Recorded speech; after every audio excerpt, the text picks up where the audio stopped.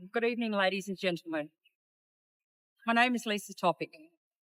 My precious daughter, Courtney Jade Topic, was shot dead by New South Wales Police at 11:48 a.m. on February 10th, 2015, whilst in the midst of her first mental health crisis.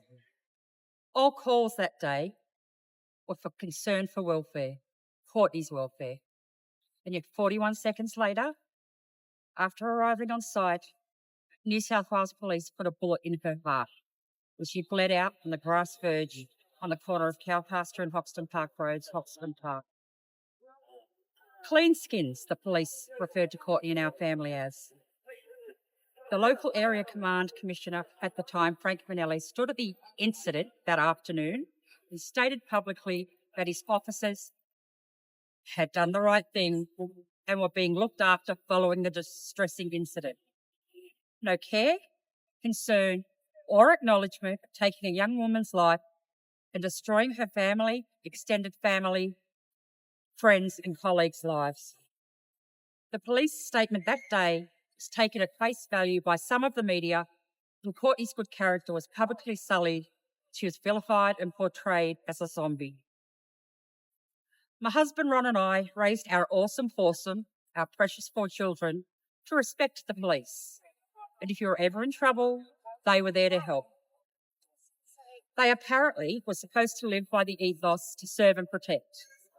Evidently, it doesn't apply to everyone, as it seems that this went by the wayside that fateful day, and they chose to be judge, jury and executioner for a young woman in the midst of a mental health crisis. My intention today is not to berate or demean the police. I have many wonderful friends that are serving police officers, and they do an amazing job each and every day. And they have continued to support us and our family throughout our heartache. Following Courtney's avoidable and senseless death, to quote the New South Wales Assistant State Coroner, at the hands of New South Wales Police, we have endured and continue to endure life without our beautiful girl. We somehow survived. I use that term loosely. The coronial inquest was held 3 years after Courtney was shot dead, and I thank publicly Gary Jubilant, who was the investigating officer, who promised us a transparent and honest investigation, on which he delivered. 4 months after the inquest, in July 2018, the coronial inquest findings were handed down. 10 recommendations to ensure this tragedy never happens again were handed down that day, to pinpoint the failings of that horrific day and rectify them, so that no other family had to live this never-ending nightmare. Following the conclusion of all of legal proceedings, we met with Police Commissioner Mick Fuller at the time, and he apologised to our family for the failings of that fateful day. He assured us that 9 of the 10 recommendations had been implemented and the 10th was in the process. Not long after we heard that all 10 were implemented. Whilst nothing will bring our Courtney home, we were very grateful for the apology, and that the implementation of the 10 recommendations was an indication that they were remorseful and willing to effect positive change to benefit those that are suffering from a mental health crisis, incorporating mental health training with role-play scenario for their frontline officers. We felt hopeful that Courtney's senseless death had not been in vain. It is important going forward for those suffering a mental health crisis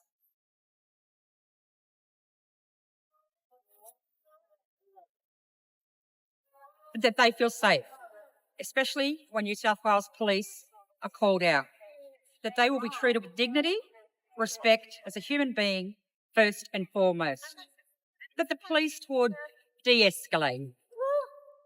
Following the coronial inquest and the conclusion, we finally felt able to advocate for change, that no other family has to live this nightmare. Ron, my husband and I were asked to speak to serving police officers during their 2-day MHIT mental health training course at Collaroy by Chief Inspector at the time, Matt Hanlon. telling Courtney's story. We felt we were doing a positive thing, and all accounts back to us were that this made a difference. Recently, I met with Yasmin Catley here, State MP, Police Minister, facilitated by my local member, Nathan Hegarty. I've met with Rose Jackson MP, and I've been on a Parliament panel here at Parliament House where Rose Jackson also participated. I have participated in university interviews with student papers and online panels to discuss this important issue. My husband Ron and I have also met with Superintendent Kirsty Hales, APM, who is a part of the current MHIT team at New South Wales Police.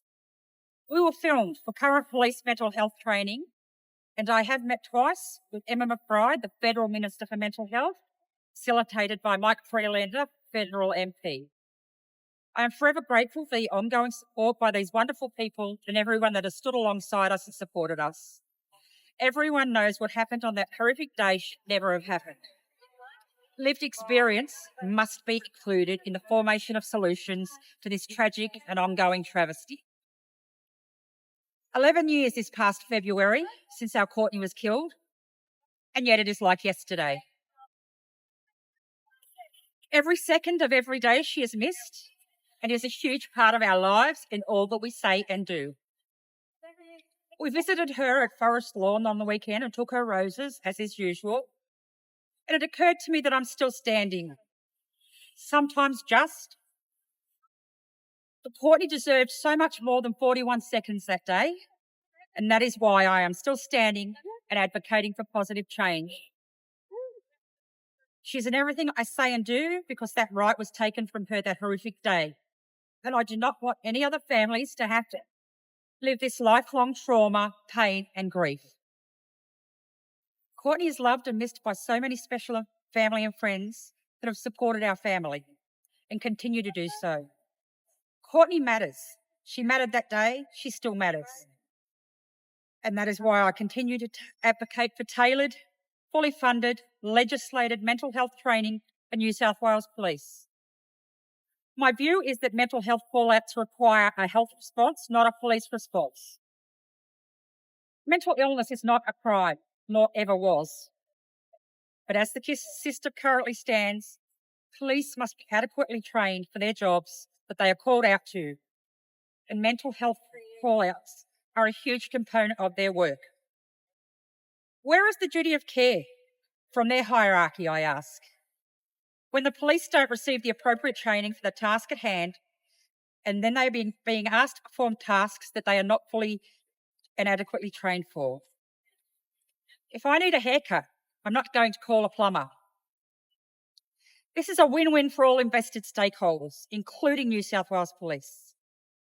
In the 11 years since Courtney was shot dead by New South Wales Police, there continues to be way too many innocent people being killed in police operations, stemming from mental health fallouts. Failings were identified 11 years ago, implemented, then generally discarded, resulting in further deaths. New South Wales Police, you must take accountability and rectify the ongoing failings that are resulting in more deaths.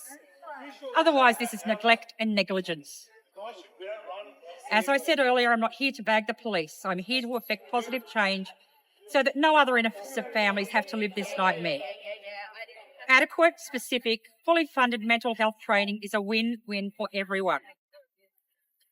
Our young people deserve to live in a world where if they happen to suffer from a mental illness, they do not additionally have to carry the thought of being killed by New South Wales Police.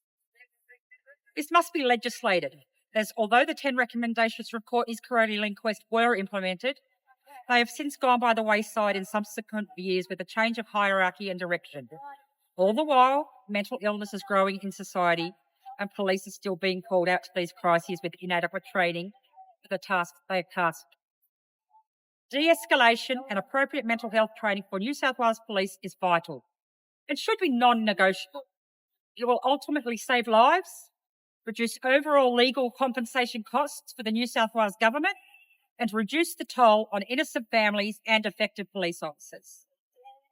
I implore the New South Wales Government to act now fully funded critical mental health services in New South Wales so that people experiencing mental health crisis can access the care they need to continue living. 2, prioritise investment in community-based programs to prevent people from reaching a point of crisis. 3, make health-led responses the default for mental health emergencies instead of a police-led response. 4, legislate a New South Wales Human Rights Act so that the rights of people experiencing mental health crisis are protected in law. Courtney, your senseless and avoidable death will not be in vain. Forever loved, forever missed.